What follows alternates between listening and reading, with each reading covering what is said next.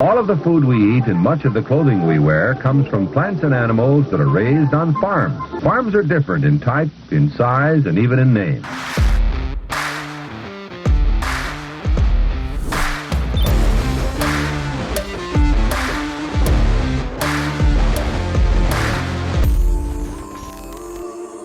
Welcome to Barn Talk. What happens at the barn stays in the barn, but not today. We're going to let it all out for you guys. Today is going to be a guest episode. Got somebody coming down to Southeast Iowa to strap some shit on us, and it's going to be a good one. I think you guys will find a lot of value from it. And if you do find value, all that we ask is that you share it out with the people that you know.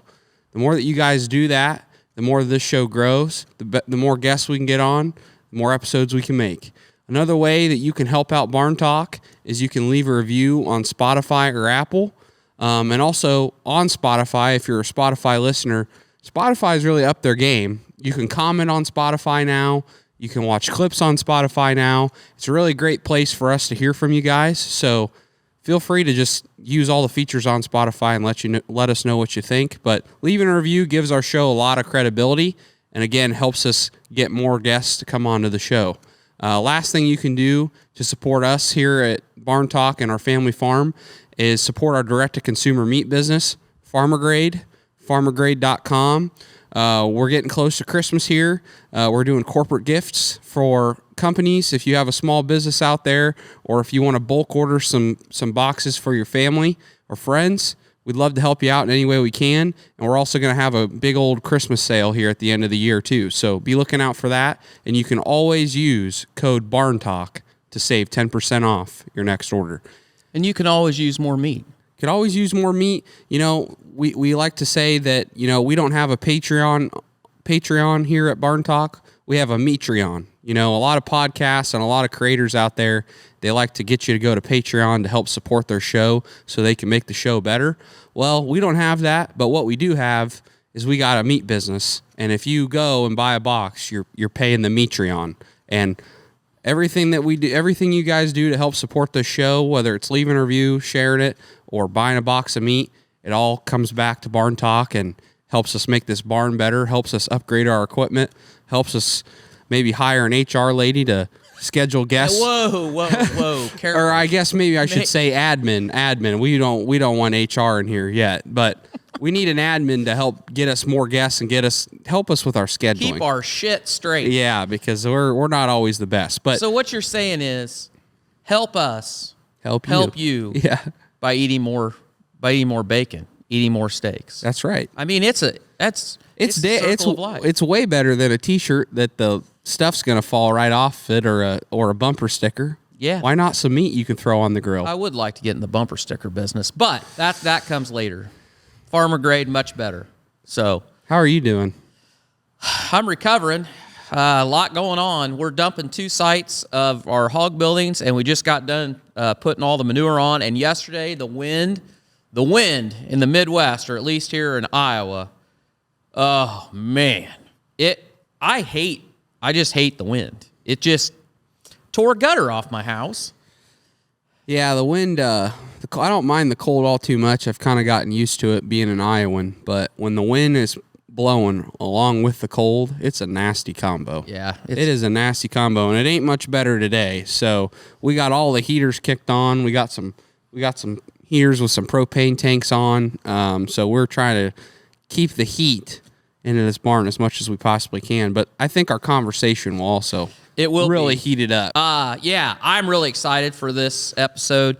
I've seen this guy. Actually saw him on TikTok, and he's got some really good points. A little convicting to a farmer. That was what caught my eye when I first saw him. We talk a lot on this show about legacy, right or wrong. There's people that argue that that's something you shouldn't worry about, and we can debate that another time. But he started a company a few years ago called Legacy Farmer, and we're going to talk all about what he does, but one of the big things is financial literacy for farmers and knowing their numbers better than the banker and the accountant, which I will fully admit that I am probably lacking in that. and some really great resources that he's put together. And we're going to talk about his journey from he was a loan officer, but before that, he's got a pretty good story about his connection with agriculture and growing up, and just talk about what he does. So I'm super excited. So without any further ado, let's get started. Well, we're live, boys. Oh, are so we? Okay. Jace Young, welcome to Barn Talk. I appreciate it, man. I'm excited to be here, first time in Iowa, and excited to get to. I've obviously been stealing a lot of your guys' videos and using them as reaction videos, so I know you guys really well. But yeah, I'm excited to be here, man. Well, I remember seeing you back a couple years ago. I saw some of your Facebook ads, stuff like that. You've been at it for a while. But before we get into all of it, why don't you let people know where they can find you? Yeah, so obviously on Instagram or Facebook or TikTok, I think my tag name under all those is just Jace Young. You can also find us under Legacy Farmer as well, but primarily if you just go to those pages, that's what we're mostly posting on. Yeah, what made me reach out to you is the level of conviction that I felt from your videos. That's great, man. I was like, oh, boy, that's me. I was like, oh. What the banker's not supposed to do your cash flow for you? Oh shit! And I've watched a fair amount of them now, and I'm like, yeah, that really gets you.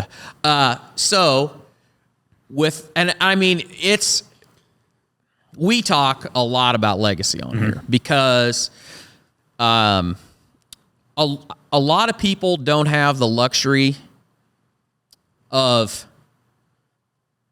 having an intact family history. Yeah, even the opportunity. Right. Don't even get the opportunity. And that's what we say. I mean, we're just thankful. It's such a small group that actually have that. And I think the reason that it's probably as strong for me as it is because when you live in a house that nobody ever left, they carried each generation out, you end up with all this stuff, and you end up with all these pictures and all these documents, and our family, the history of this farm is pretty well documented for us, and it gives you this kind of sense of perspective that, people like to say that, farmers are just caretakers of the land and all that, but when you have that kind of perspective, it really hits you home that, you're just responsible for handling this for the time that you're here. And we had an old farmer that lived just a little way from us, and he was a product of the Depression, and he had a really unique relationship with a lot of people, but especially his kids. And he never spent any money. Yep. And anytime his children bought any tractor, any implement, he and my dad actually went to country school together. So he was one of the few people that my dad was one of the few people he would talk to because he kind of felt like he had that connection. But if I had a nickel for every time that he would come over here when I was a little kid and he'd get going on some ramp and he'd be like, Lawrence, it takes 3 generations to make a fortune, only one to piss it away, and them kids, they're going to do it. I'm telling you, they're going to do it. Yeah. And it probably, he's probably not spinning his grave because they still have all the land. They don't farm it anymore, but they still have it, so they didn't piss it away. But that's There's a weight there though too, right? So as you get in, so you're being 6th generation, right? So this is what I talk about with customers all the time because it's very seldom that we have, or very rare that we have a 4th, 5th generation operation coming into legacy farmer. But the weight that those people feel is completely different from a 1st or 2nd generation, right? And so I've seen both positives and negatives of it to where, you have a 3rd or 4th generation, guy that comes in and he's got this big balance sheet that was built by the prior generations with zero respect for it. And what I mean by that is he'll lose $300,000 one year, bank terms out the losses, and he's like, great, I get to farm again next year. Well, to him, it's like, I'm just farming tomorrow. To your grandfather, that was 20 years of hard work that you just pissed down the drain and you're not respecting it. So I've seen it from that side, but then I've also seen it from the other side to where people are hesitant and they're scared to do anything because they feel the weight and the responsibility of all the generations before them, which I would rather people be in that, in that place versus the other one. But yeah, it's unless you're living in it, it's hard to describe the feeling, right? Like 6 generations of your guys' name on top of you. I feel like it's just, for me, it gives you a lot of perspective, but I also feel an obligation almost. As you know, my grandpa fought in World War II. The generation that came and settled this ground had to travel miles and miles and miles to come here to settle this ground.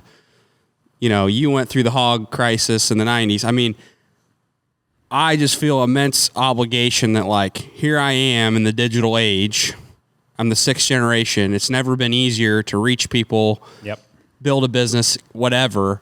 And it's just like all the hard shit that they went through, I need to be seizing this opportunity. Easy, and I have it easy. But, you know, I think about that too, even with my granddad. He went through the dirty 30s in Kansas and used to tell stories of they would sleep under the covers and they'd wake up in the thick, you know, blanket of dust on top of them, just crazy to me.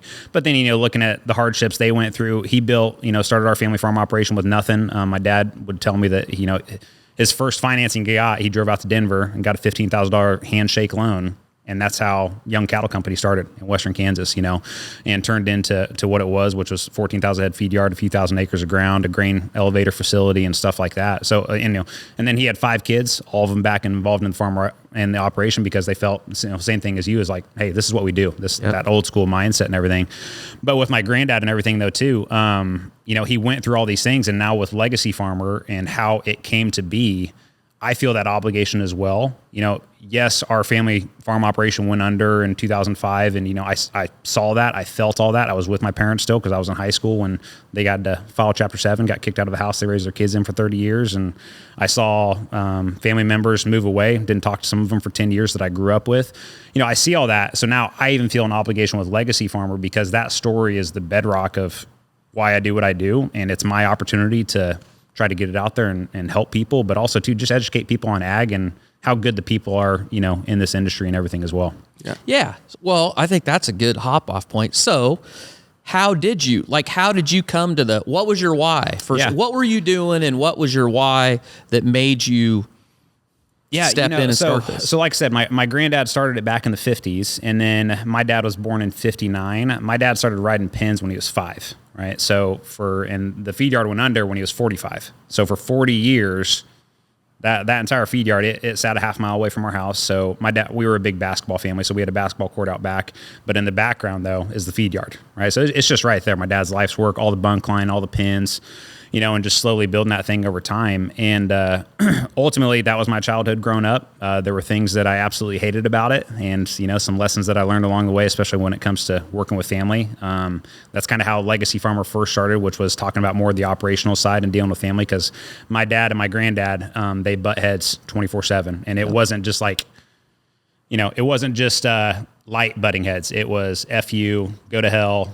Knock down, drag out. Yeah, I mean, you know, they would work together, but not speak for 30 days, you know, which is just crazy. And I saw the same thing with my brother as well. So growing up, my brother was 12 years older than me. And so my parents they got married when they were 17 and 15, and then got pregnant with my brother 2 months later. And so young parents, especially even compared to today, but witnessing all that stuff growing up, it didn't make me very excited about working on the feed yard long term, just because I saw what the relationship was between my dad and my granddad, my dad and my brother. And I was like, I don't know that I want that. But anyway, so fast forward through all that, you know, my parents and they never left Tribune, Kansas, married 17, 15, literally moved straight out to the farm. My mom sacrificed her life to be out there and raise a family and stuff. And anyways, summer 2005 is when whole feed yard went under, unfortunately. So it was basically just a shock to my dad as well. My dad always, you know, I had 2 aunts that worked in the office with my granddad. My other 2 uncles ran all the farm ground and everything. And there was no warning signs about it. My granddad literally came up to my dad one day at the feed yard. We had 15 employees on the feed yard, 14,000 head, a lot of different moving parts there, and said, hey, bank's shutting us out and we're done. And my dad said, where the hell did this come from? Why did this happen? And my parents got locked out of every bank account. Everything they had was frozen immediately.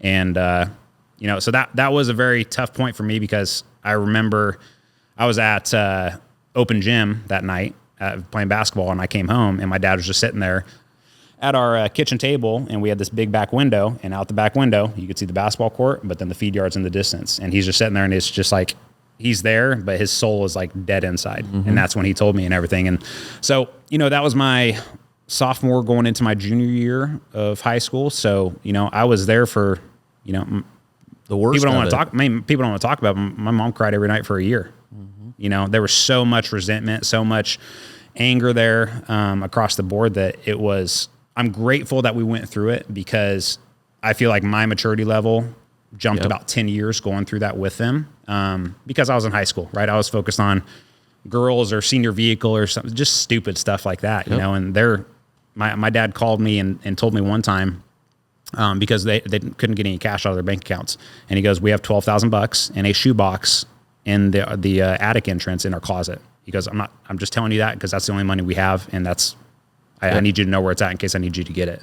So my dad, went from running a team of 15 people and, on the feed yard and stuff, especially out there, a lot of the families and stuff that we had there, Mexican families, but some of them, my dad had worked for 30 years. They lived on the feed yard. We had trailer houses on the south edge of the feed yard there, about 10 of them. They grew up out there too. And so, my dad had to, I did an interview. We did a documentary back in 2020 called Saving the American Farmer. And I had asked the guy to interview my parents. And my dad is a very old school farmer, right? He's like so much like John Dutton, without all the killing and stuff like that. But just the overall mentality, right? Like very closed off, doesn't cry, that type of stuff there. And that was back in 2020, and that's the first time I've ever seen him cry, on camera and talking about it. And like the pain is still there, but it's just, that was 15 years since the feed yard went under, and they still feel it today, right? And there's so many things looking back at it that he says he would have done drastically different. He put a lot of trust in my granddad and people running the office that, hey, they were taking care of everything financially, and ultimately found that out to not be true, and they had to go through that. But so that was kind of the first experience there. I don't know, you guys have questions on that you want to dig more in? Thanks for sticking with us. In recent years, pork has taken a back seat to other proteins in the grocery aisle. As a pork producer ourselves, this has been a big concern. Fortunately, National Pork Board is directing its research and marketing efforts towards building a bigger appetite for pork. New research shows the key to reversing this decline is making pork more relatable and more relevant to younger generations. That's where National Pork Board's Consumer Connect research comes in. This research helps us learn more about our core customers, delivering new and updated insights on how consumers prioritize different needs. A combination of research tools and strategy is crucial in charting our path forward.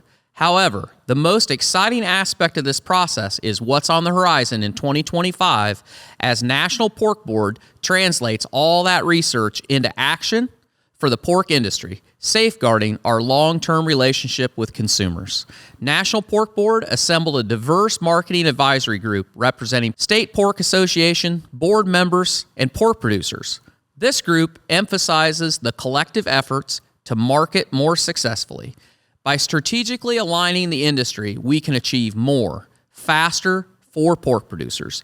To learn more about National Pork Board's Consumer Connect and even take the quiz to find out what type of meat eater you are, visit go.porkcheckoff.org/consumer. Now, let's get back to it. I was just going to ask, that is a lot. That is a lot. But I was just going to ask, how did that happen? But you kind of explained it. Was it just miscommunication?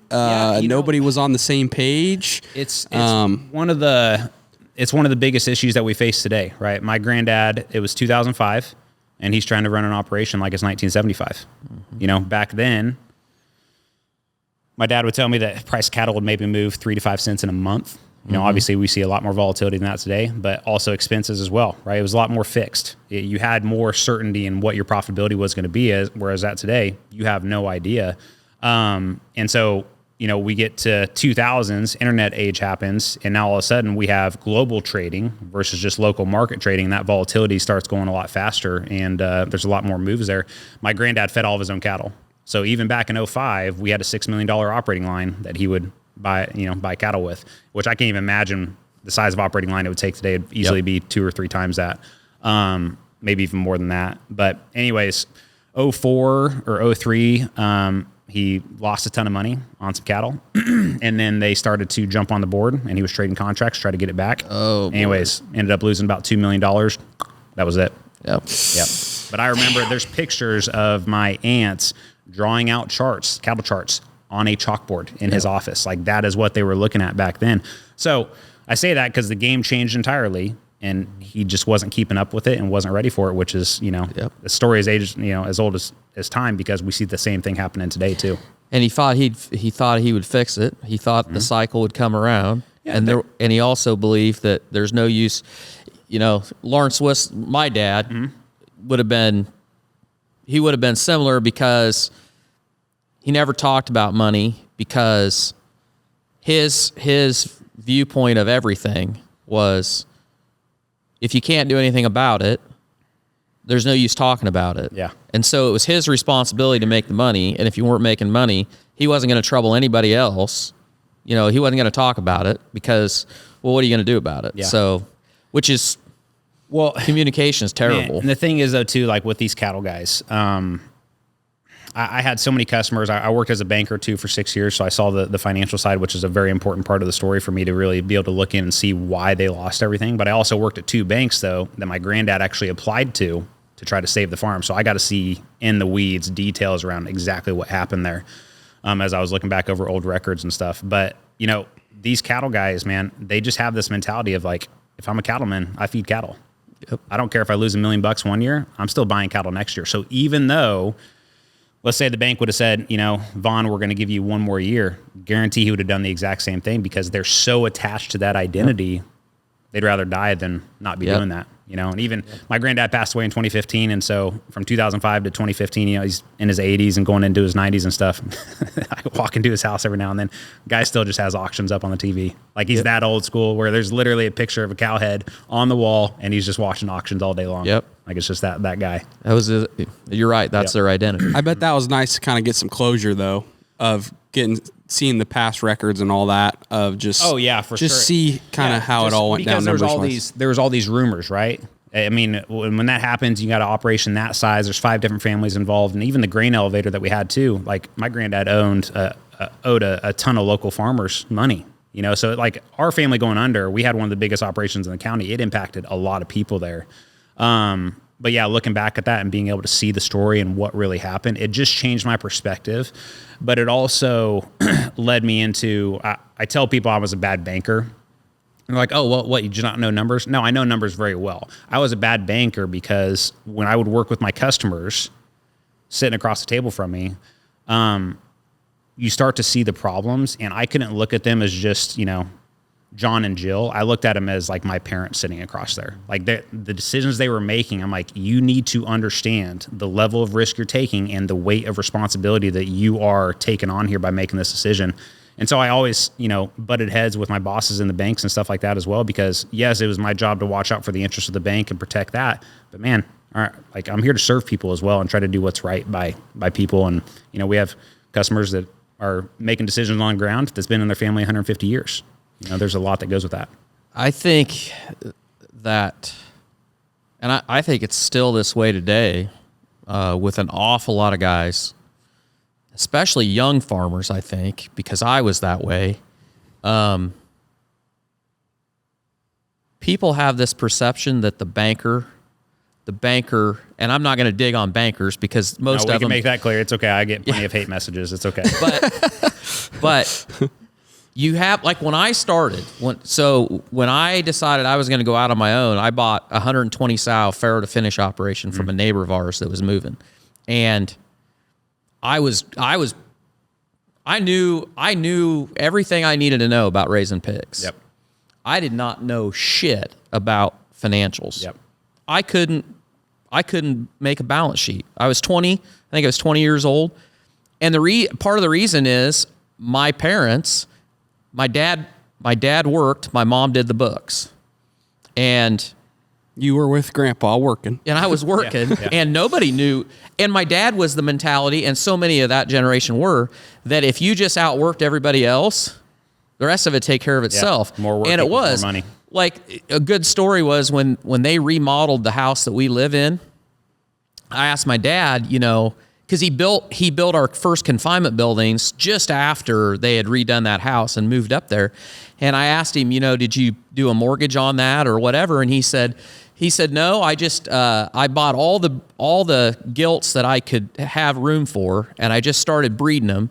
And the guy that built the house, he'd tell me how much money I owed for every month. He'd give me a bill every month, and then I just sell enough pigs to pay the feed bill and whatever I owed him. Yeah. And then when we built the hog buildings, I went and got a loan for it, and I was so afraid I wasn't going to pay it back. I put it on a 10-year note, and then we paid for it in 3 years. This was in the 70s, though. Yeah. But it was that mindset that as long as you work hard, the rest of it will take care of itself. Yep. But anyway, my point is, I remember going to the bank, and I had the money for the down payment for the loan to buy that from working for my dad. And the banker laid out a cash flow, and I'd never seen a cash flow. And this was 1992, and hogs were $70. High. And the prospect was they were just going to stay that way. I mean, So good times are always going to stay good. I'll never forget the banker said to me, he's like, well, this is the average, cost per pound of blah, blah, blah, blah, blah, blah, and we're going to be real conservative. We're going to use a $46 hundredweight price for pigs, and at that, you're not going to have any trouble doing this. We'll put this on a 7-year note and and I was 21, or when I turned 21, I started selling the first pigs out of there. The hog market was $70. 21 years old, and my wife didn't grow up a farmer, didn't know anything about it. I thought I had the world by the tail. Yeah. And that was 1993. By 1996, the hog market was $27. Yeah. And I was losing $30 a head on every single one. And how old were you then? I would have been 23. Yeah. And married, and Trisha probably was pregnant with Clay because he was born in 95. And the thing is, I still had no idea. Yeah. And my only frame of reference was get out of the house. Yeah, and go work. And go make sure that I had pigs to sell. Yeah. Didn't matter that I was losing. So that whole thing to me, but so people have this perspective. They look at the banker as their guidance to tell them. But talk a little bit about that, because the perspective of what the banker's looking for versus the perspective of what your accountant is looking for versus the perspective that you should have as the business owner, those are three very different. That concept, and maybe you've seen this before in some of my videos, I call that the 3 frames of finances. That's what I'll use to describe that, right? So if I take a guy's numbers and I put them in front of an accountant, a banker, and another business owner, just another farmer, each one of them is going to have a different perspective on the strengths and weaknesses of that operation based on what their incentives are, right? Yeah. So the accountant is looking at it from the perspective of, okay, how can I minimize tax liability? Banker is looking at it perspective of, okay, do they have assets that I can have as collateral to make them a loan, and then can they cash flow it? And then other business owner is looking at it, should be from all 3 perspectives, but also too from an operational standpoint, what's my line of credit balance going to be throughout the year? Can I make sure I can cash flow this operation, And so that's a huge thing there too, where again, I agree with you 100%. Because when I was in the bank, I got started fresh out of college. And so, 22 going in. And my issue with it is, and again, this isn't knocking on bankers. I'm going to make that disclosure. Don't send me any hate messages. I've already gotten those over the years. But I am not going to take business counsel or advice from somebody that is not a business owner. And at the end of the day, I'm not saying bankers don't care about your operation and stuff like that. But a lot of bankers like to say, yeah, I'm a true partner with my customers. Oh, really? Is your name signed on the dotted line? Right. Are you taking all the risk, or is your risk collateralized that you're going to go get your money back in the event that they go up belly up? And also, too, after 5 o'clock, what are you thinking about versus what's your customer thinking about? Because I don't know about you guys, but my mind never turns off. Right. I'm always thinking about Legacy Farmer. I'm always thinking about our team, what we're scaling to, our customers, where they're at. It just never shuts off, and I don't want it to. That's what drives me. That's what makes me part of who I am. But we just need to be realistic around, okay, the bank is a for-profit institution. The loan officers are there to distribute capital to get a return on investment for the shareholders, period. So they're looking for safe investments, and to step in and take counsel. Like with me, I was in no way qualified to lead customers down making $1 million decision when I'm making a salary of $60,000 a year. Really? Yeah. Like that's where we're at. And so same thing with the accountant too. And again, I'm not knocking on any of these people. This is more for the farmers, to where, my entire perspective of Legacy Farmer working with our customers, they need to know what the bank's going to say before they even walk in there. Yeah. They need to have the numbers structured and organized in a way that is exactly the way the bank wants to see it, so that all the questions are answered. And now when they're walking into the bank, it's not walking in saying, hey, can I get this loan for this? It's saying, hey, here's this opportunity. Would you like to invest in it? Yeah. That's how it should be presented, in my opinion. Yeah. Yeah. Okay. So what was the point that made you say, I'm assuming you were in banking when you decided to launch? So I can tell you, I grew up working on the feed yard. So mornings, during the summer started at 4:30, 5 o'clock. For my dad, they started at 2:30. That's just a biological clock. But like being outside, like you guys, I knew within the first week of walking in the bank, I was like, there's no way in hell I'm sitting here for 40 years. Nothing against the people that do it, but there's no way I could do that. Yep. So I lasted, 5-6 years in that place and ultimately left. And when I took the jump, I was 26. Me and Rachel had 2 babies at the time. I had no plan. I did not have her approval. I walked into the bank and said, I'm done, and walked out and trusted God and like, hey, we're going down this pathway. And then that was 2016. And so I really struggled for the next 2.5, 3 years trying to find my pathway and how I could help the industry before I finally launched Legacy Farmer in 2019. And then everything took off from there. But those 2.5 years of struggle, man. Wow. We had no money, had 2 babies. We had our third in that time too. I destroyed all trust with my wife. Expectedly, right? Logically, yeah. Why would she trust me? Yep. And went on this pathway, and it was, it was tough, but I wouldn't change it. Did you always feel like you wanted to be your own? Did you always feel like you wanted to be an entrepreneur? Like that was kind of, or just work for yourself? That was kind of in you? No, I think honestly, guys, I think if the feed yard was still operational today, I'd probably be back there. And I think that's why I have to look at the journey that I went on and all the experiences that I witnessed my parents go through. I think that shaped that identity in me, or at least that drive to where like I wanted to do something, on my own and, and try to go out and make it happen. So I don't want to keep going back, but I wanted to ask after, like, were you just planning when you were in high school, you were like, I'm planning to come work back at the feed yard? So like when that all happened, what did your parents do? What did your whole future just like go out the window? And now you're like, all right, well, I gotta just figure out what I want to do. Yeah, like one big question mark, right? Yeah. So one thing I'll always respect about my dad, my dad goes from, he'd been running the feed yard by that time for 20 years, right? And the entire team, 15 employees and their families there and stuff like that. He goes from doing that to 2 weeks later driving trash truck for the county, right? So I will always respect my dad a ton to do what needed to be done in that time. Like think about his ego at that time. Think about his pride and stuff. It's like, man, I went from this to this just to get by. And my mom eventually became the county clerk, and she's still the county clerk in Greeley County. So, and I was the only kid left in the house too. My sister just went to college. My brother, 12 years older than me, so he was obviously way gone. My brother was on the operation when it went under, right? So my brother actually, he's a banker now too, and which is kind of how I got into ag banking. He's been doing it for 15 years plus now. But I mean, he applied at Walmart.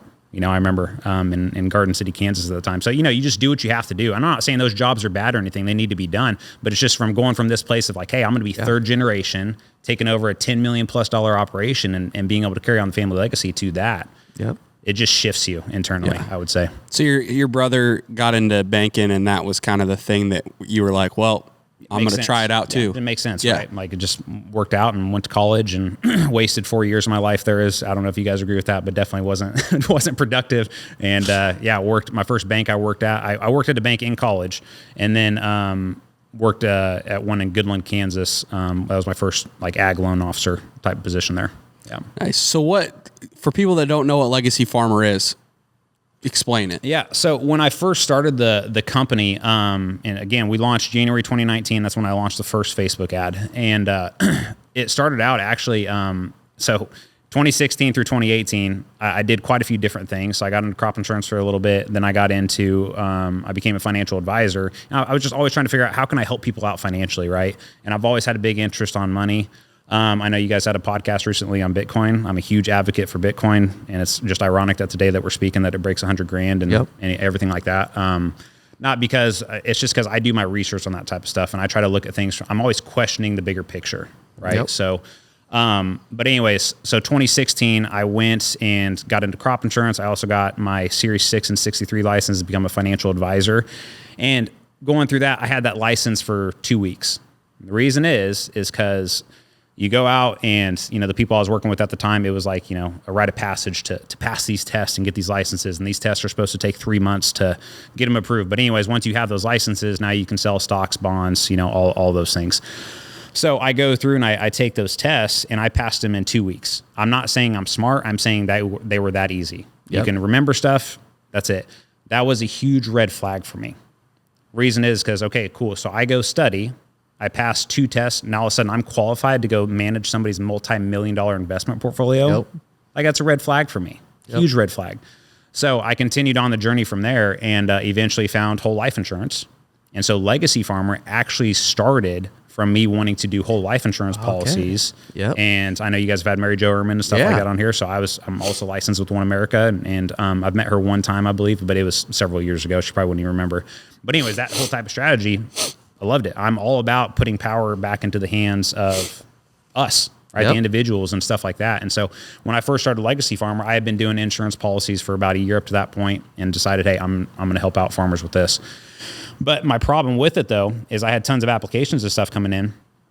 People didn't know their numbers. Right. So, with these policies, you need to be able to commit a certain amount every year to be able to execute it and use it the way it needs to. So I felt I just wasn't going to be in integrity if I'm trying to sell somebody a policy to put in 20, 50 grand a year. They don't know their numbers. Right. So then Legacy Farmer transformed from there to more coaching or group consulting there. And we were talking operations and numbers and stuff like that. And I had this assumption for a lot of years that farmers just knew their numbers, or I thought they did more than what I thought at that time. Yeah. I continued getting banking questions. And so Legacy Farmer 2019 was all group coaching, consulting, and most of 2020. At the end of 2020, I hired a developer who built out the first version of our software called Farmer Metrics, just in Google Sheets. So paid him $6,000, built it out in there, and then started getting all of our customers onboarded into it, right? So balance sheet, monthly cash flow projections, field by field level profitability, like all these things there, just simple Google Sheet format. And it worked really well. And so what I'm really grateful with is that going through that process, I was able, one thing I do feel like I have a skill for is taking complex things and putting them into simple formats. And so with the numbers, you guys think about the thousands of numbers that are coming in to run an operation. When I started building out the software, I'm like, okay, how can I condense all of this to where when Farmer Joe needs to make a decision, it's one number he's looking at? And how can we remove 95% of the emotion from that decision? And so, yeah, built out that. And then once we got 100 plus customers using it, I was sick and tired of having to update it manually every time I needed to make an update. Yep. Hired our first software team in May of 21 out of Wichita, Kansas, and then now have a full-on enterprise software. And, people come into Legacy Farmer, we help them get all their numbers structured, organized, and positioned so they actually have some clarity. So do you still do consulting too, or is it really, so you do consulting and then you have the software? Yep. You're really just helping them out with numbers and numbers and everything else on with the business too, right? So from my viewpoint, finances are the foundation of any business, right? So you were talking about, you knew how to work hard. And most farmers, on average, I was talking about this the other week with a customer, on average, you guys work, 3,500 to 4,000 hours per year? But most farmers won't spend 100 hours on finances, the heartbeat of the business. You know what I mean? And it's not because they're bad or whatever. It's just like, man, we're just so used to doing things a certain way there. So yeah, when they come in, we basically have it's evolved into 2 different programs, right? So we have Legacy Farmer, which is for the people that want coaching, consulting, the group, the community, and then also the software. And basically our team is going to help them one-on-one get onboarded. And we work with them for a year. And then if they renew there, which most of our customers do, we continue working with them because as time goes on, different scenarios come up. We're showing them how to use the software. If they want to buy this piece of ground, here's how to look at it from the accountant's view, from the banker's view, from the business owner view. Here's all the variables we need to watch out for. So we have that. And then now that we have the software, we do have a software only option where people can just buy Farmer Metrics. I have an entire training program in there that they can go through. So for the younger guys, it works pretty well if they can navigate it. For the older individuals or people that aren't as tech savvy, they jump in and join. But, I talk about the community piece is really important for us. So I'm literally, after we get done here, I'm heading back to Kansas City, and we have our live event tomorrow and Saturday. So we'll have 60 of our customers coming in from across the country. It's tough to build a community of farmers. Mm-hmm. Everybody's private, right? Yep. And so the value, we do a weekly community call. And so at this point now, we have thousands of hours of calls in there, which is gold, especially for younger guys coming into the industry. I'm a huge advocate in that a majority of success is in learning what not to do versus learning what to do. because what to do changes every year. Yep. But what not to do, I remember my grandfather's. Timeless. I remember my grandfather's mistakes. I remember my dad's mistakes. All those things there. That's the value in the community. Is that we have people coming on calls. I will literally pull up their numbers if they're looking at making a decision, whether it's buying ground or maybe they're, wanting to figure out how do I distribute assets to my kids or whatever that is. All those scenarios are on those calls that we're walking through.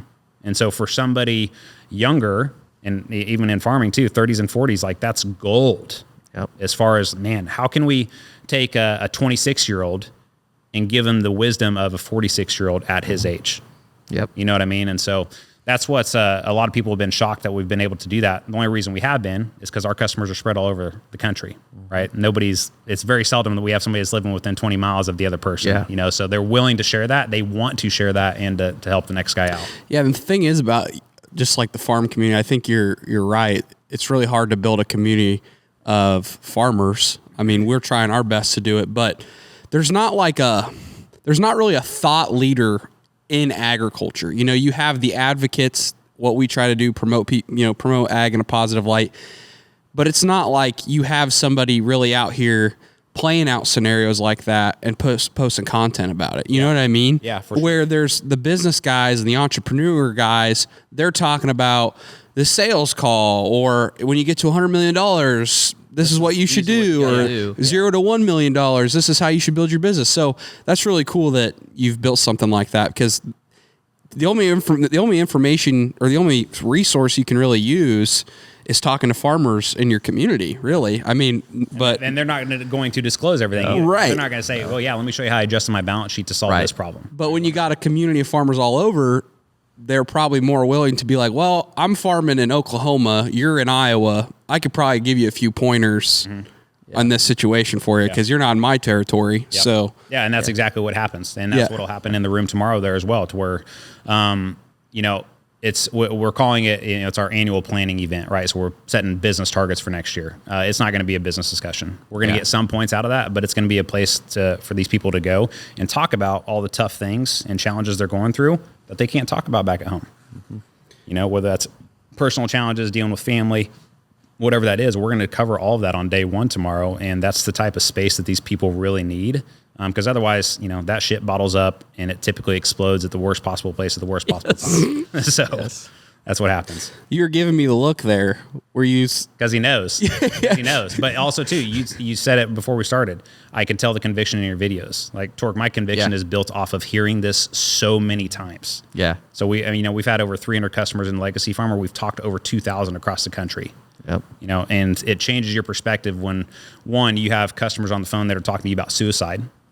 Two, talking about just losing everything, right? And they're in their 40s and 50s and they're crying on the phone because mom and dad made them this promise that, hey, if you come back, you'll inherit these assets one day. So they move a wife and kids back there. They've set up their life there and they're 45 and they have nothing to show for it. Yep. Exactly. So anyways, right. that's where my conviction comes from, because it's no longer a question for me. Like, I know this is happening, and the proof is right there. Yeah. I tell young people, so we were very blessed that we had Thanksgiving, and we got, I had all my nieces and nephew, except there were two that weren't able to come. And we actually got all of them up, and they helped us load pigs on the day before Thanksgiving. Super cool. Yeah, that was pretty awesome. There was only one of them, I think, that was about ready to turn green and pass out, but she was a trooper. She kept at it.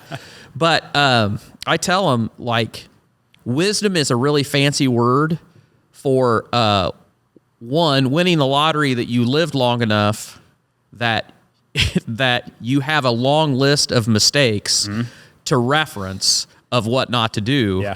And that's wisdom. To respect what you've just been blessed with. Exactly. I mean, so true. It is, and I have everything that I have learned. I've gotten damn lucky a few times, but most of what I learned was from all the mistakes I made. Yeah. And the other thing, here's something that I feel guilty about it, because like you and your brother are both, you're super successful, and people will say, I wouldn't go that far. Well, but you're on your way. You're getting there. But I wish I could take responsibility for it. But this one will tell you for sure. one of my biggest faults, and my dad was the same way, because I don't feel like that I have done near as good a job teaching my children financial literacy as what I should have done. And I don't think maybe the farm community is any different than a lot of family businesses. No, it's not. But the mental side of being the guy, being the person, being the one carrying the water at, whatever size your farming operation is. I know a lot. Well, I guess I shouldn't say a lot, but in my area, the number of farmers that I know that are by all outside looking in, they are hammer down successful. They're farming a shitload of ground. They're running a lot of equipment. They got all the stuff, but most of them are 100 pounds overweight, and their daily routine is to stop at Casey's, and they're just running. Yep. And the back end, their home life is terrible. They're stressed out of their minds. Yep. They're shouldering all that themselves because they don't have anybody they can talk to. Yep. And one honest question, though, too, that gets people really honest really fast is, we get people on sales calls, right? And they're talking about operation, all this type of stuff. And it's like, okay, great. Based on all the challenges and what your life has been like, would you even want your kids to come back? Yeah. And that moves past the farm. Yep. That moves into personal life, the battles, the fights, the yelling, the arguments, the resentment, the anger, all that type of stuff there. And most people, they're like, the way it is right now, no. Yeah. But you said another thing, though, too. The toughest thing when it comes to passing on that financial literacy is for old school guys, like my granddad or like my dad, all the numbers are in their head, right? So what I wanted to create as well with our software was that connection or that bridge to where we get all the numbers out of their head into a simple format that the next generation can now start being involved in those financial conversations and really understanding like how the business works there. So that's been another huge thing for us where we've had 50 and 60-year-olds come in and they're like, everything is in my head. If I die, we're screwed because nobody knows how things are going to work around here. I need to start transitioning this stuff. This is the conversation that, so my wife and I have coffee every morning. Mm-hmm. She's a newly minted coffee drinker. So her life used to never start before 9 a.m. Oh my gosh. And then when I came home full time, I'm like, just give it a week, Trisha. And now then coffee, the need for coffee wakes her up in the morning. Got a Starbucks barista in your kitchen there. Yeah. So 31 years of marriage, we've had like 5 years now. It's like brand new because I've never seen this person at this time of day. Yeah. But at least once a month, that very conversation is, if anything happens to you, where's this, where's that, whatever. Yeah. And my really shitty answer is that I'm insured well enough that if anything happens to me, you'll be the most eligible widow, and you got nothing to worry about. Yeah. And call Clay. Sorry, Sawyer. Call Clay. He'll have it all organized. So, but that's tough. Mm-hmm. And how do you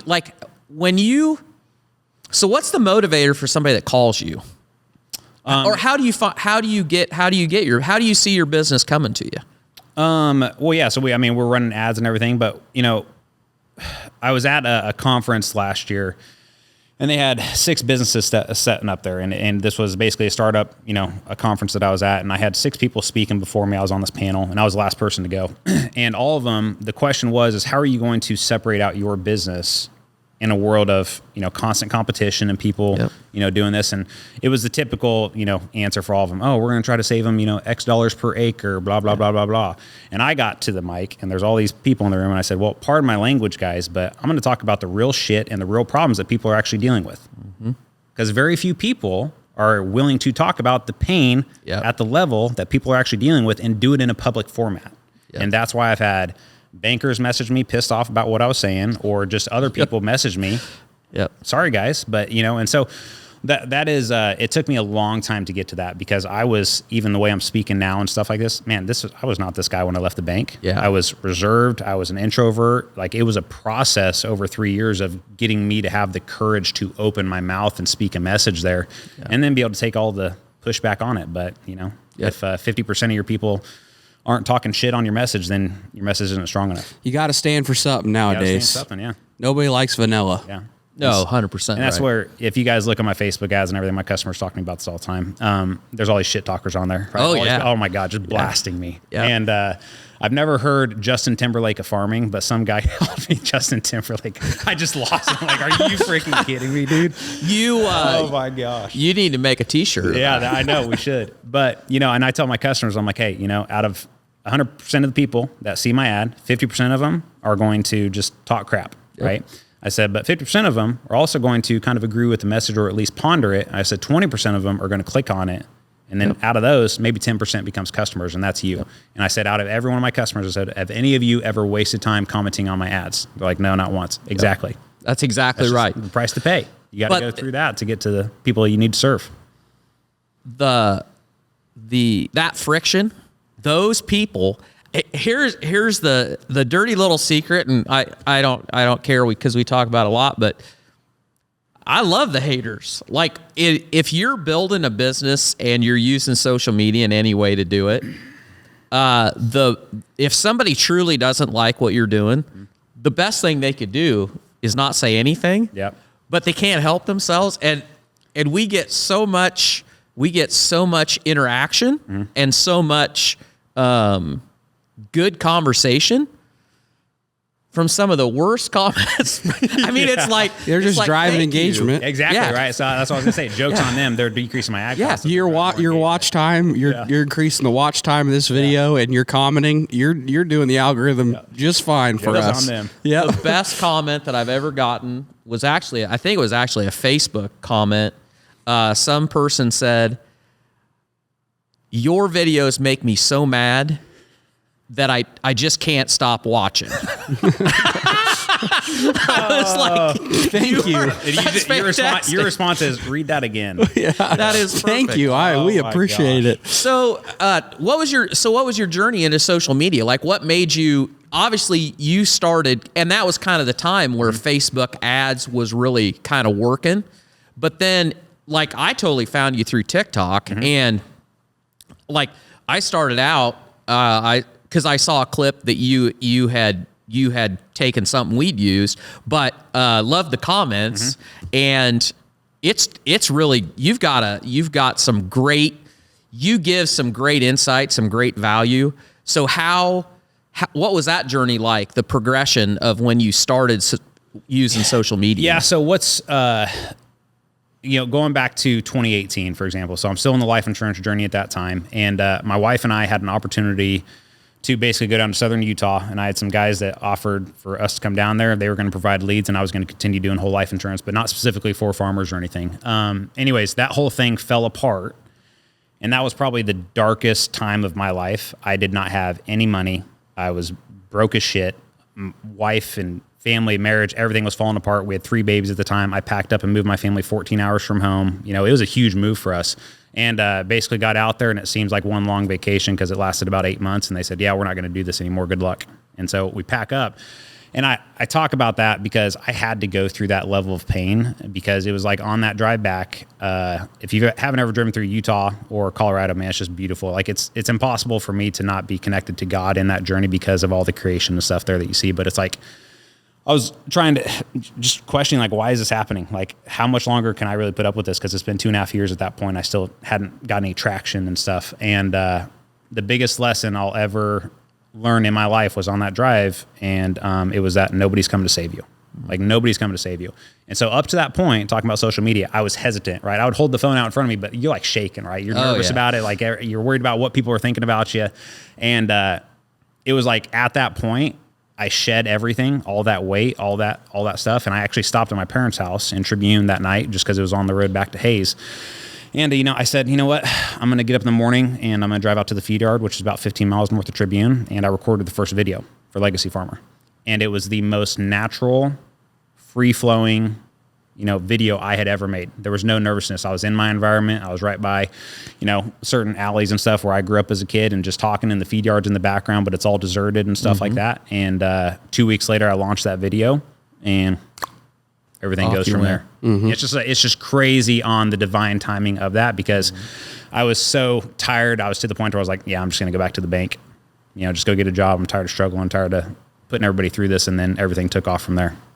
Yeah. Right when you get to have you ever seen that graphic of the miner? There's two miners digging for gold, right? Digging for gold. Yep. And right when you're getting close to gold, some people quit and go, and you were right there, Yep. You were like, I might turn around, but you hit gold, and it's just took that long. But yeah, it's like, I every time, we have a lot of customers coming into Legacy Farmer where, part of what we're doing is some of them, man, they got to make some big moves. They got to jump off the edge a little bit. Some of them, they may need to even stop farming and focus solely on their seed business or something like that. That's cash flowing all this money and everything.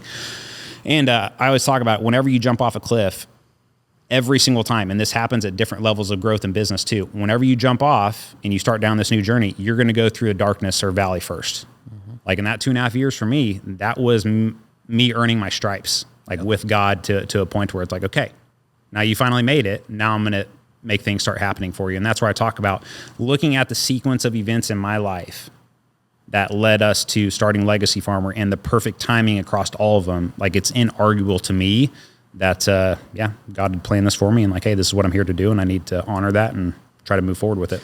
Yeah. So what are some key, with all the conversations that you have with farmers and what you see inside the community of Legacy Farmer and the calls that you do, what are the things that farmers can do to set themselves up in their operation for success? Is that is it off the farm income?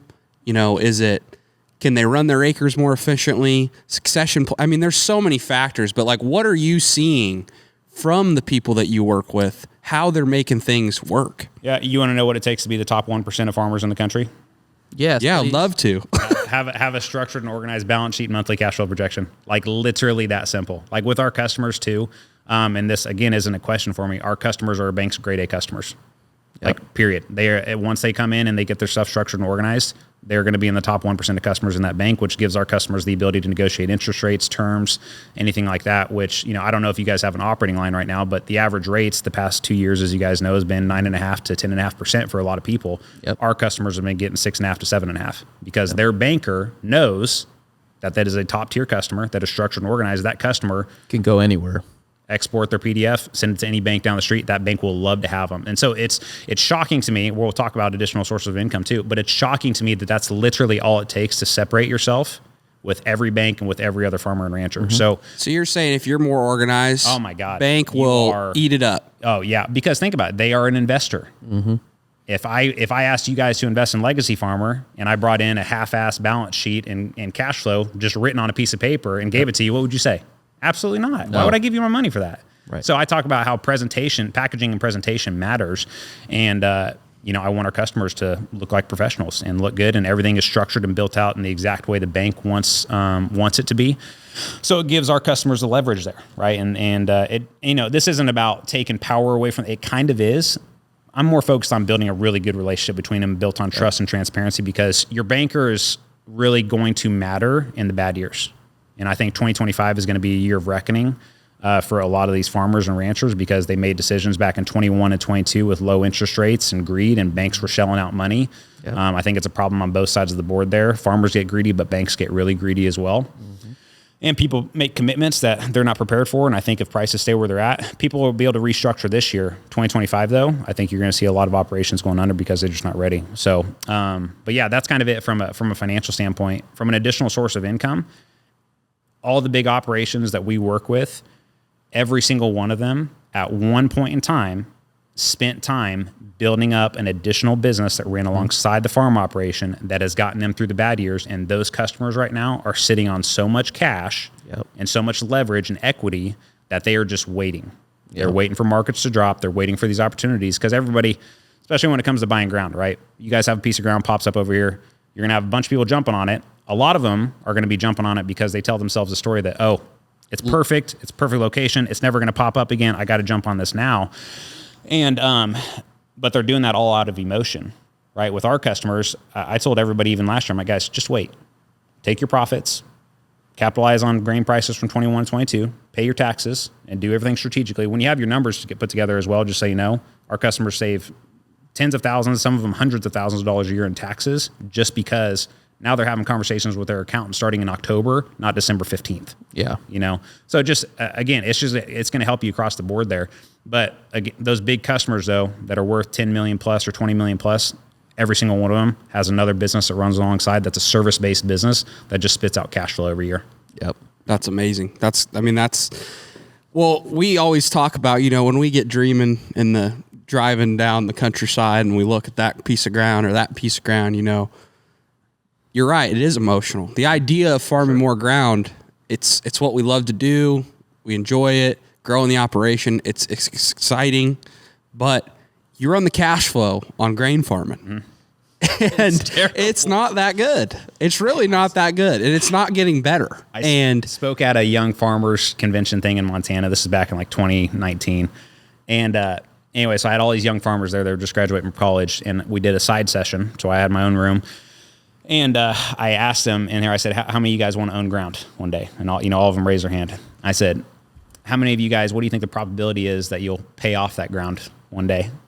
And everybody raised their hand. I said, your probability is less than 5%. Yes. And the kid pops up. He's like, well, what do you mean? It'll be a 20-year note and I'll pay it off. I said, great. So what are you going to do the first year you lose $200,000? You're going to refinance the ground. You're going to restart the payment. You're going to extend it out as long as you can so you can free up as much cash flow. Mm-hmm. And that's the thing that I want to stop. Yep. Right? Just the structure of the organization. Out of 2,000 calls with customers over the years, we're probably closer to 2,500 to 3,000 by now. But we always ask them one question on the call, which is, okay, so based on where you're at financially, how much money do you feel is leaking through the cracks in your operation every year? Because you're not tracking anything.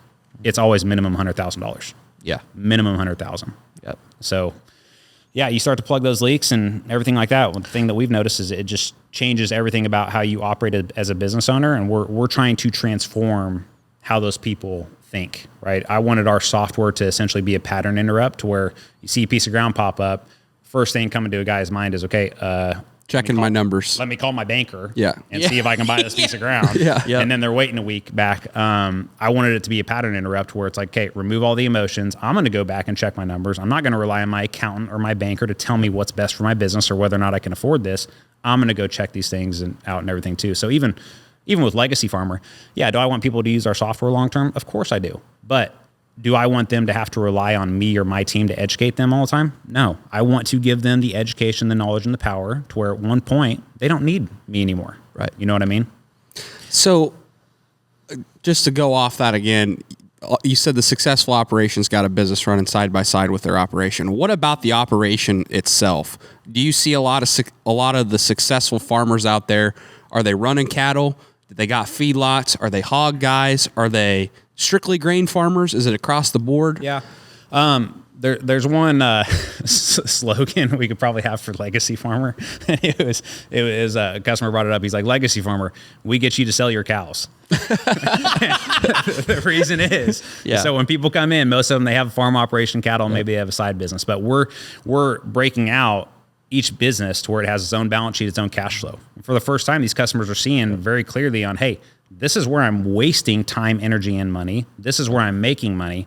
And for the ones that don't have a paid off cow herd, always, every single time, it's been a waste of time.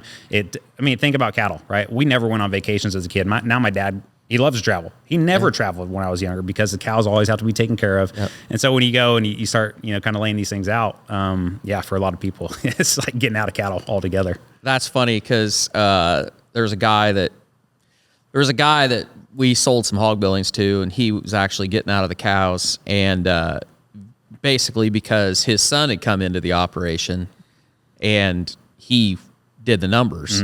And this guy said, he said, he goes, I just couldn't believe it because he goes, them cows, he goes, I always told my son it doesn't cost you anything because all the ground you're running on, it's not like you're going to farm it anyway. And it's like, there's just not much cost there.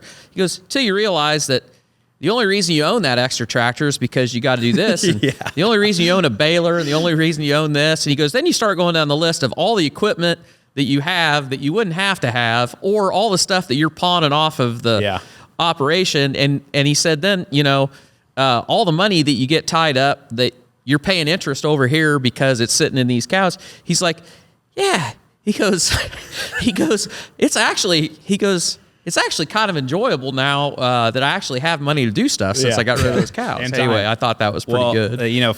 For example, most of these guys that do run cattle, right? They're not big enough to where they can have a team that can hedge them appropriately, right? So you get into these big feed yards. There's Western Kansas is cattle country, right? So we had a 14,000 head feed yard, which a lot of people are like, man, that's huge. There's a 150,000 head one next door that took up a square mile, and a highway runs through it, right? Those types of yards there, they have a full hedging team, right? They're placing contracts and doing things to protect their price as much as possible every single day. With our guys and our size, Can't do that. yeah, they don't have the time or the education or the knowledge to really do that. And I don't try to help them with that either, because it's a whole different world. Yep. I would need 10 years in that life just to become an expert there. And so, yeah, for most of them, we had one customer in Western Kansas that's not too far south of me, had a 300 head cow herd. Figured out after running their cash flow, him, his dad, and his brother both worked year round to manage the cow herd. Got to put together cash flow, realized that they made $8,000. Oh, shit. No salaries being paid either. Right. Literally $8,000 net after all the hours all three people put into that operation there to manage that. But obviously the ground's paid for, so same story. Like, oh yeah, why wouldn't we do this? Yep. Well, this is why. Yep. So Time's got to be worth something. yeah, for sure. So I'll ask you I guess a rhetorical question. So what do you think? Why don't, at this point, we all know that we need these numbers. Mm-hmm. It makes sense to have these numbers. What's the thing that holds most farmers back from whether it's you or whether it's somebody else? Yeah. There's all kinds of people out there that want to help farmers get their shit together. Mm-hmm. But why don't they?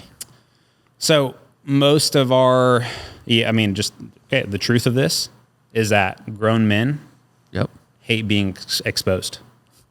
Because Ego. once you get the numbers structured and organized, I don't care what your story has been up to this point on all your excuses that happened in the past 10 years, the numbers are going to tell us what really happened, right? Yep. And I'm not saying it's all farmers' fault. I think the accountant contributes. I think the banker definitely contributes, right? Which is why I'm not relying on a banker who's making 60 or 70 grand a year to give me financial advice on a multi-million-dollar operation. I'm just not going to do it. But yeah, this fear of being exposed. So we've had customers come in over the years, and they came in primarily because the wife is scared to death, can sense that they don't have their shit together. She's doing QuickBooks, or the numbers there, which QuickBooks serves its purpose, but it doesn't tell you as a business owner where things are actually at. That serves the accountant's purpose, but not the business owner. And she's got that feeling. Yeah, she got that feeling. But then so she comes in because she's the one setting the sales call and talking to our team and stuff. And her husband jumps on the call, and they ultimately make the decision to come in. But we've had customers come in before we take them through our process. We help them get structured and organized. And in that first meeting after that, what do you think the husband's like?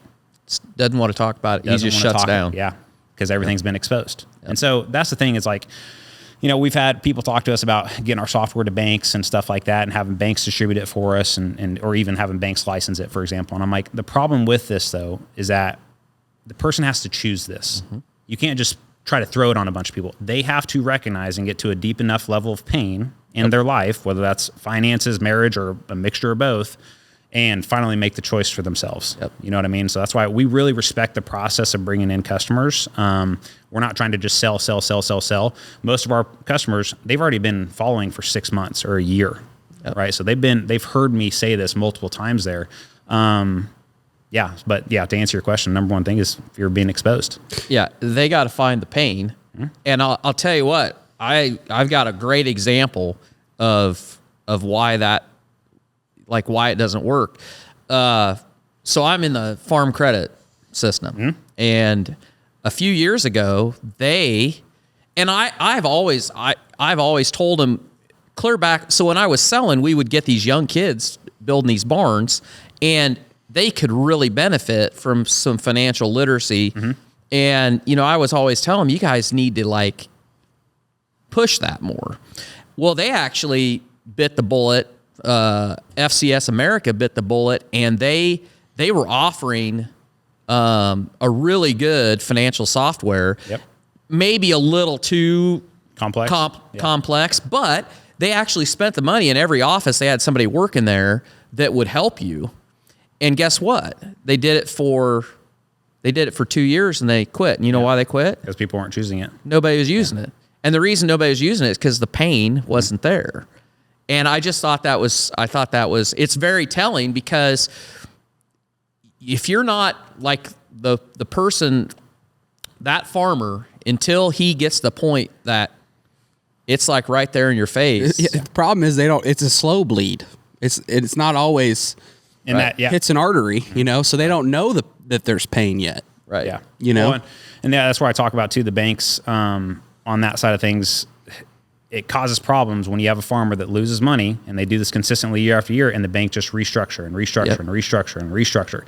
At some point, that's a slow bleed, right? That's why I talk about bankers and being drug dealers. Because essentially, you think about a drug addict, they're going to go and they're going to try to get one more hit to solve their symptom for right now, but it's not solving the root problem, which is an addiction. You know what I mean? So it's the same thing when we're just terming out loans. I'm not saying we don't do that for 1 year. We restructure, we had a bad year, whatever that is, because it is a long game. But when you do that year after year, at some point you have to ask the question like, okay, we're not solving the real problem here. Yep. And the thing is too, this was a quote that I heard from a mentor a long time ago that always stuck with me. Everybody thinks that, man, if I just had another $500,000 or $1 million, all my problems will be solved. Yep. If money will solve it, money is not the issue. Yep. And that always stuck with me. You have to look at the individual person. So that's why I say with our software and just with our program, like I'm trying to transform how people operate as business owners in the way that they think, not just be a short-term solution for them. You know what I mean? Yep. Yeah. You got to play the long game. You do. One of my favorite saying when I was selling hog buildings to people was, when I would find somebody, or when we would sell a building to somebody, it was their first shed, I would get, when the contract was signed, I would shake their hand and I would say, congratulations, you've just purchased a large tax liability, and I'll be back here in about 4 years to sell you another one. There you go. And that was so true because, and this is where I think this was my first inkling that banks, a lot of bankers are doing people a disservice, because when you could build a building and it would cash flow and you could pay for it in 7 years, that was a dream asset because the depreciation schedule matched the payment schedule. Then we went to 10 years. And 10 years was good for us that were building buildings, because it was that very thing. Guys would call you after 4 years and they'd be like, well, yeah, we had a pretty good year this year. What are buildings? Because they're looking at that depreciation and they're like, oh, we better build another one of these. Yep. Then we got to 12 years. Then we got to 15 years. Well, you get a young person with no other real outside income. You buy an asset for $1 million, and it's going to take you 15 years to pay for it. And you're going to run out of depreciation after 7 years. So then you're paying taxes on the income you have for an asset you don't own that you're still paying for, and then that asset starts to require maintenance. Yep. Guess what the bank does? Refinances it. And they refinance, and it's not land, it's a depreciating asset that requires more and more work upkeep. Yep. That's like a death cycle. But think about this too, like that exact scenario right there. That is not public knowledge. You are not taught that when you go get your ag business degree in school. And so that's been my issue too. We have some people that come in, they're like, well, yeah, I'm sending my son to, he's going to get an ag business degree or whatever. I'm like, great, that's awesome. But you're still wasting money because they're going to teach theory. I'm talking about reality here. And it's those types of scenarios there.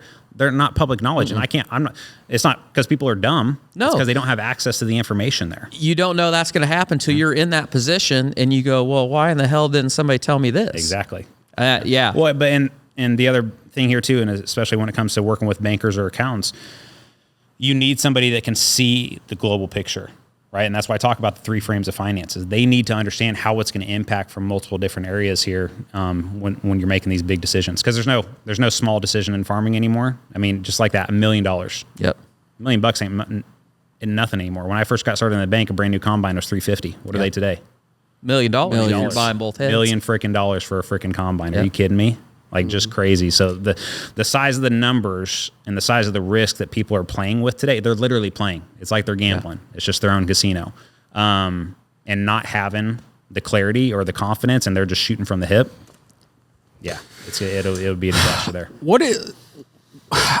Dad and I always talk about this, and just with the future of farming, there's a lot to be bullish about, but there's also a lot to be a little worried about. And, when I think about the farming operation, we're doing this. I'm running a meat business on the side too. The farming operation, it just seems like numbers are getting more and more squeezed, but it's a really great place for taxes, right? I mean, it is. Yeah. And, you think about the cash flow you make from farming versus other businesses, it's not that great. But the tax advantages of owning an operation and the legacy here is what makes you want to keep it going. And so I just wanted to ask you, do you feel like that conversation is being had more where these guys that do have the successful service-based business, they have that legacy tied to that farming operation. There's great tax advantages, but really they just know that their bread and butter is that business. Yeah.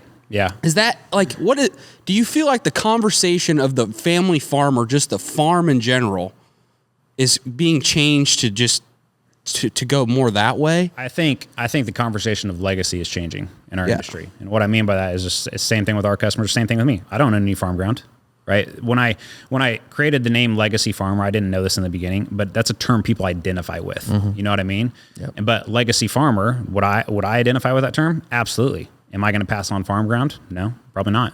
So when I talk about, I think the definition of legacy or the idea of legacy is changing to where, and we talk about this with our customers all the time. I want to pass on opportunities to my kids. Whether that's farming, great. Whether that's another business, great. But I want to make sure the opportunity is there. And so that's why I try to get people detached, because otherwise the people that are not on top of their numbers, they will use that emotion to go buy a shit ton more real estate than they can actually feasibly buy right now. Yeah. You know what I mean? And so that's what I'm trying to separate there. It's like, okay, guys, the other thing though too, is we have some customers with big balance sheets, and farmers, again, their identity's so wrapped up in it. If they have a ton of equity on their balance sheet, and we have some of these operations that do really well, they think they can only invest in farm ground. Right. It's like, guys, you have this massive balance sheet. There are so many other ways here to make money and to use this capital in a wise way. So I try to, those specific customers there, I try to get them to change their frame here to where, like, I'm not just running a farm operation, I'm running a family office. Yeah. Family office has multiple different sources of income. Great word. So who did you guys have on, gosh dang it, that big farm up in Montana? Jesse Bounds.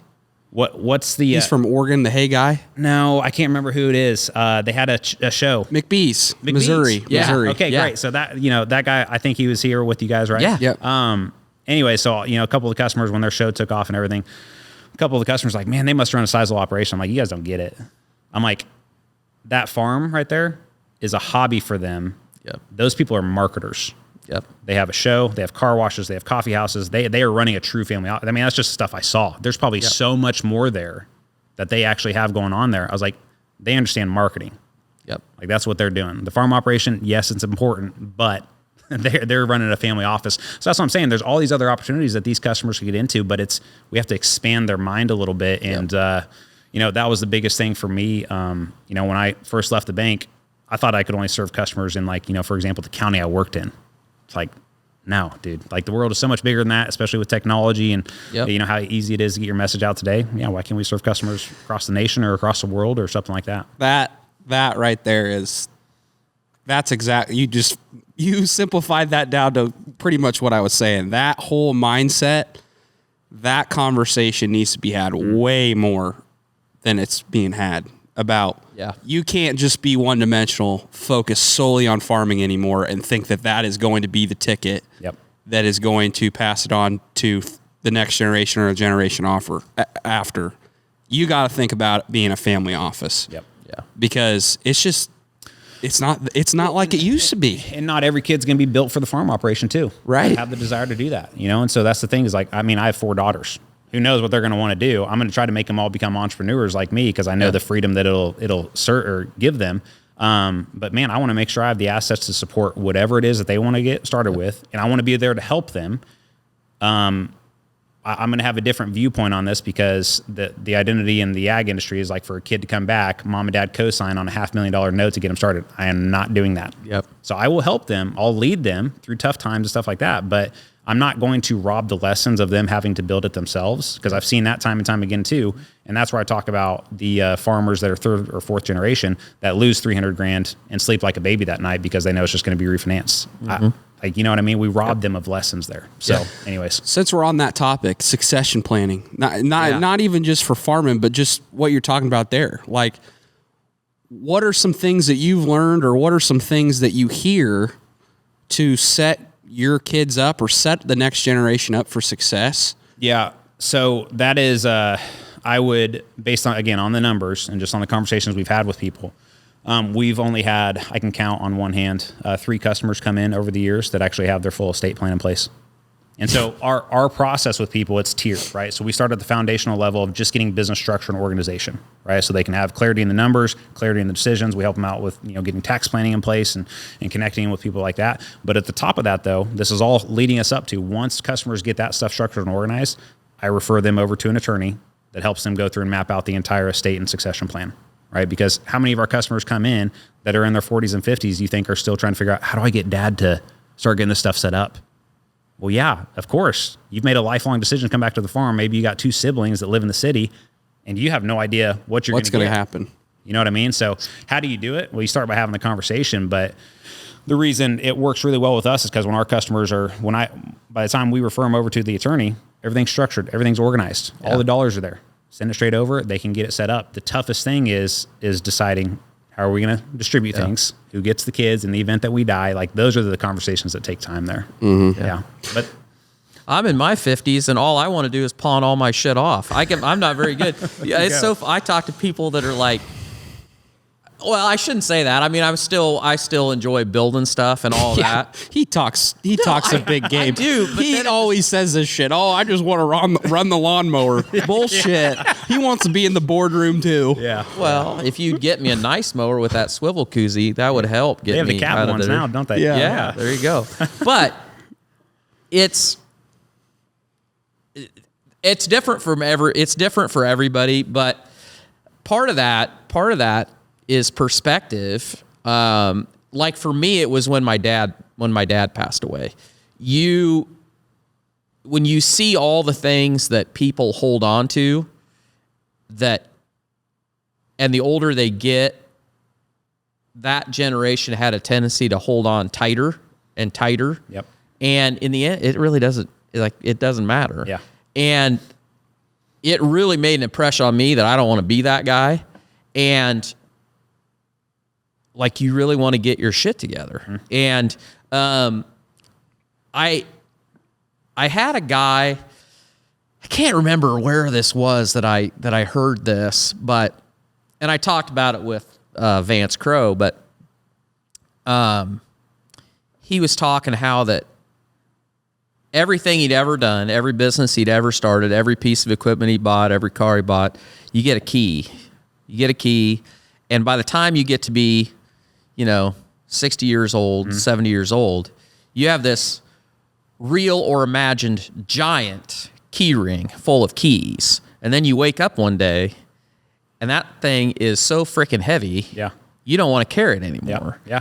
And it's like, who can I give these damn keys to? Well, I don't I feel that now. Yeah, for sure. And I'm not ready to hand them all off, but I definitely want to get it done so that I know how they're going to be handed off. And there's a 4-step process that I talk to our customers about that are trying to get their kids involved more.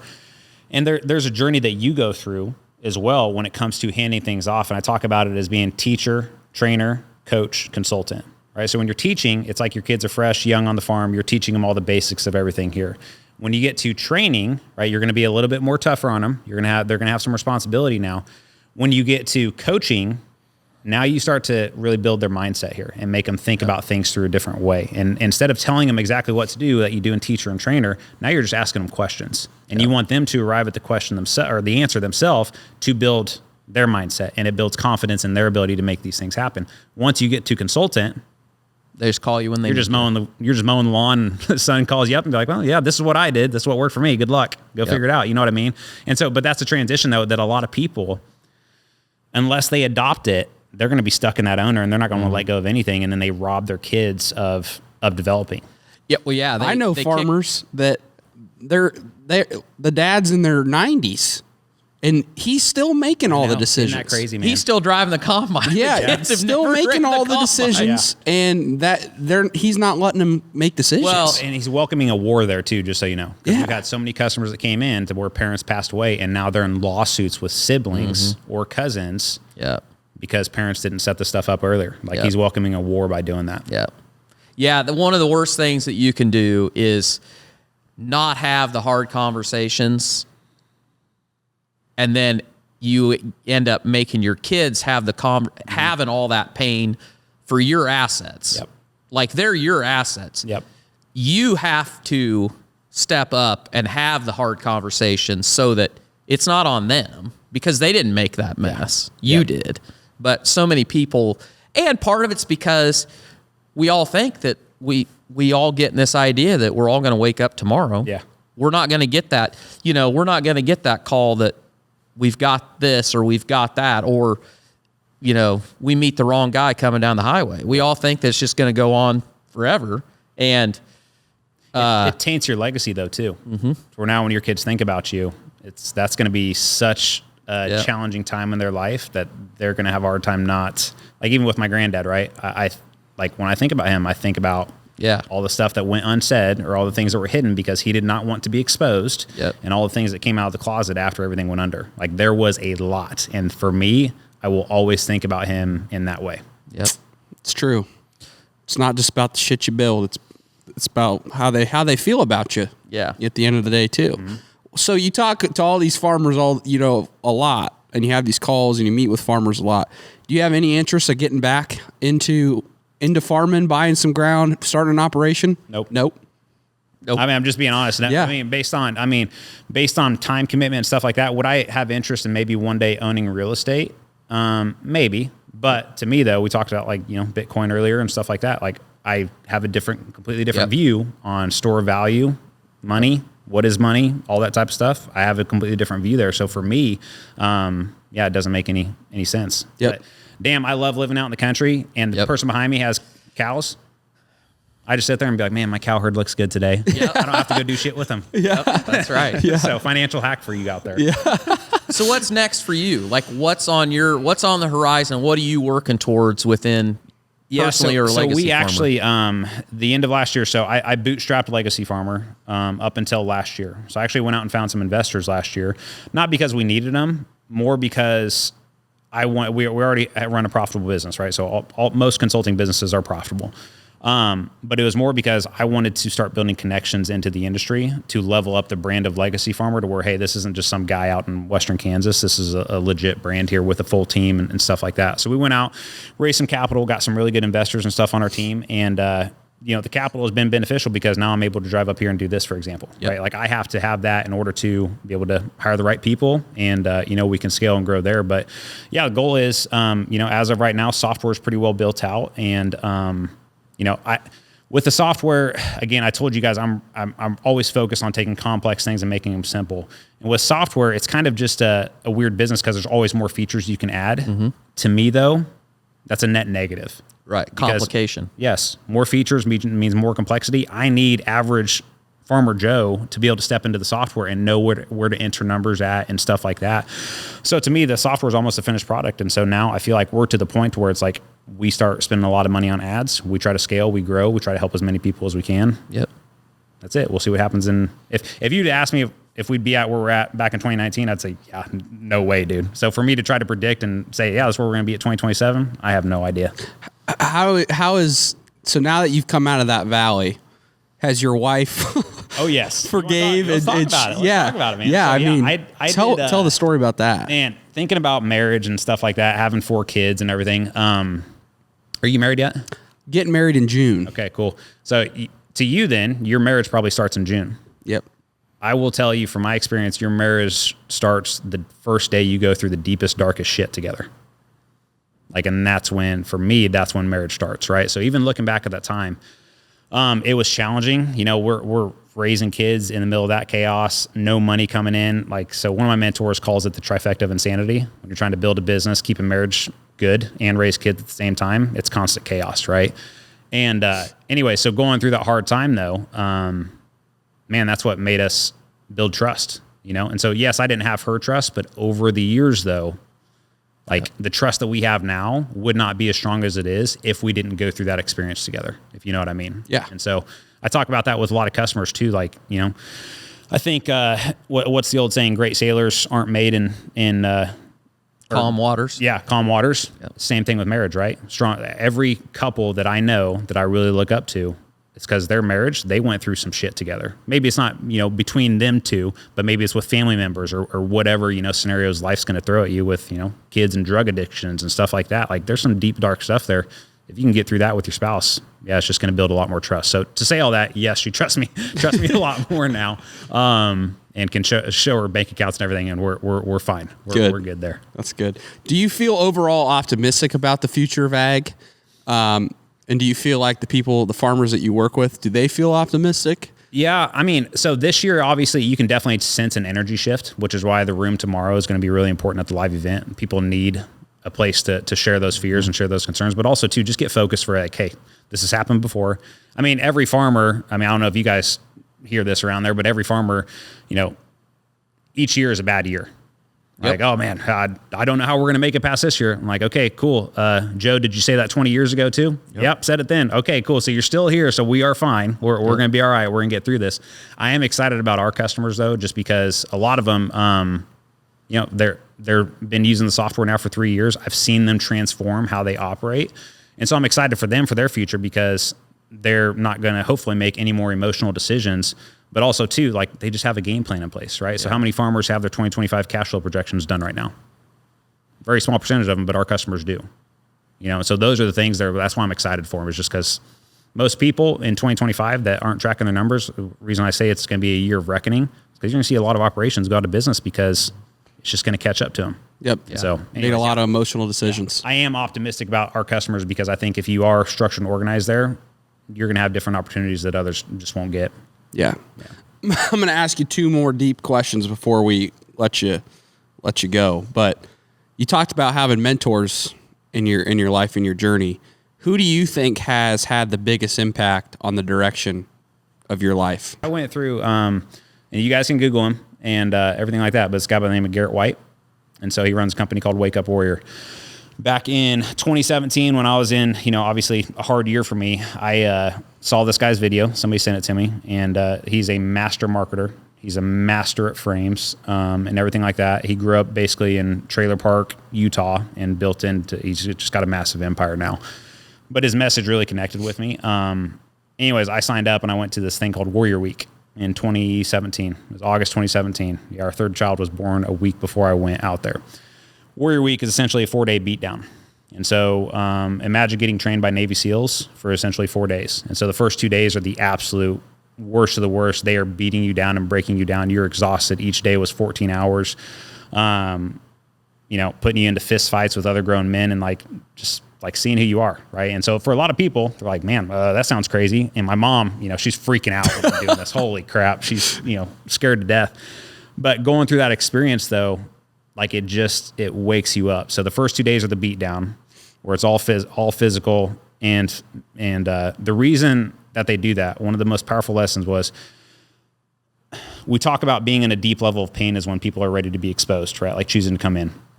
The reason you beat down a person physically is because after each physical thing we went through there, everybody's so exhausted, the lesson came after that. The reason I say that is because when you're so exhausted physically, mentally, you don't have the strength to make up any bullshit stories. Like you're finally ready to receive right at that point. You know what I mean? And it's that was a tough lesson for you don't learn it unless you actually go through it. And so going through that experience, I paid 10 grand for those 4 days, did not have it, credit card. And then we had the 90-day challenge after that, which was 25 grand. I said, well, dude, you can run this, but I have no idea if it's going to go through. And the first payment went through. I'm like, all right, we're on the way. But yeah, that was the starting point there to where I'm still in his program today. I've been with this guy for a long time and seen his journey and everything. But definitely the most impactful, the reason it's called Wake Up Warriors, because a lot of men just need that. We need that experience there. And everything. So that's definitely by far the most impactful person there. What I just got to ask, like, what did you guys do? Were you holding logs? Oh, everything. Everything. Imagine everything, that you would do going into the Marines. Now I'm not saying I'm a Marine because I'm definitely not. Those guys go through it for months at a time. So mine was baby level compared to like what those guys go through. But yeah, log PT. First day, I mean, shit, they took us down to a beach and we were running miles on the beach, into the water, out of the water, into the water. But you're in full gear though too, right? So they had you in boots and thick pants and all this type of stuff. Just to show you how low it got, like where it about broke me. That first night, we finally get cleaned up. We'd had mustard and ketchup and all this shit dumped on us, in and out of trash cans and stuff, all in a public place, by the way, too. They had it licensed and, insurance and stuff. And anyways, that first night, we'll go get showered, get cleaned up, have on clean clothes and everything. They're like, hey, guys, supper's over here. And so supper's right there. We go grab it, and we think we're going to sit around and do some talking. They're like, into the dumpster. I sat and ate supper in a dumpster, squatted down with all the shit we had earlier in the day. So all my shoes, clothes, everything dirty again. And there was 6 grown men. I about broke, and then they threw a smoke bomb in there and made you eat in there, and they closed the lid. Talk about misery. So after this, I'm telling the guys in there, I was like, I'm done with this shit. I'm done. I'm going back. First flight back tomorrow. So cow. Anyways, the whole lesson from doing that though was like, okay, cool. So are you done treating yourself like shit? Because exactly what we just put you through is what you do to yourself mentally back at home. And like that connected with me at such a deep level because, I think about all the farmers and stuff, and the most dangerous thing for our industry is that you're by yourself 18 hours out of the day. Yep. So what's going on up here, and what stories are wondering, and how much are you just beating yourself up over this stuff? So anyways, yeah, that was, it was a terrible experience that I paid for. Grateful I went through it though. That's awesome. It's tough to get through. That's awesome. And last one was, best advice you could give to 18-year-old Jace. 18-year-old Jace. Yep. Best advice I would give him, and I've also thought about this with my daughters too, and kind of the most important lesson I can teach them, is it's extremely important to understand that everybody is going to have a different perspective on the world and what's right and what's wrong and what you should and should not be doing, right? And just that level of awareness, the reason I say that is because I was so opinionated back then, right? You're young, you think you're right about everything, all this stupid stuff.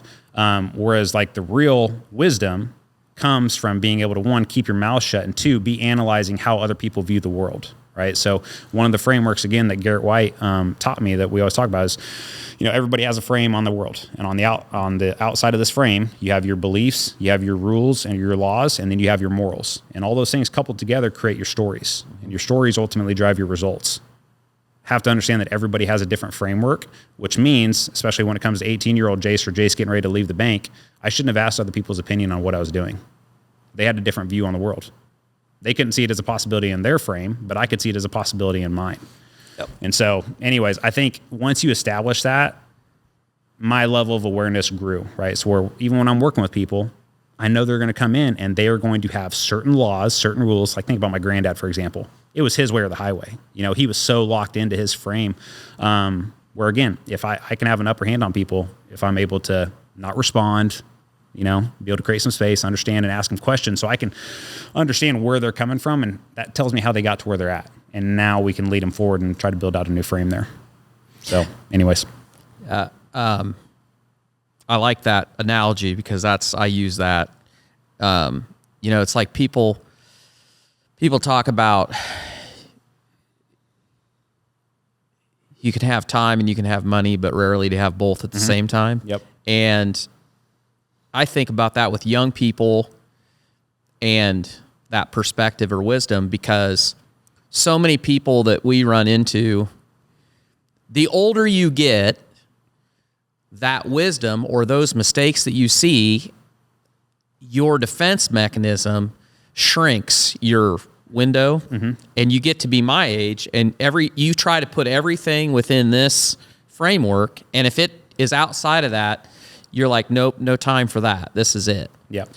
And your reason for that is because you've seen this mistake or this happened or whatever, real or perceived. All those experiences build. And young people, like when he was first starting this journey, it's like your window's this big because you haven't been knocked you haven't been knocked on your ass. Yeah.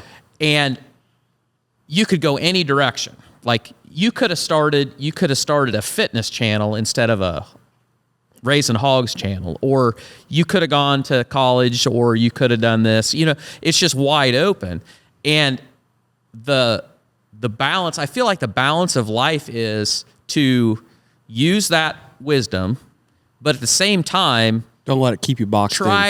try to not let that window shrink so much. Exactly what you just said right there. If I had to simplify why I went to Warrior Week, it was to break that frame that I had up to that point on what was possible in my life and who I was. Yep. Right? Because everything about growing up on the farm, we are indoctrinated with what is right and wrong, what you should believe, what your morals are, and all this stuff. Whereas you get older, it's like I started to question those things. You know what I mean? Mm-hmm. And so that was the whole point of going through that, was breaking that frame. Where can people find you or want to work with you? Where do they go to work with you? So if they go to legacyfarmer.com and just literally click on the Apply Now button in the top right-hand corner, and they'll get scheduled with our team. And you know, I always talk about when I don't even call our people salespeople. We call them advisors.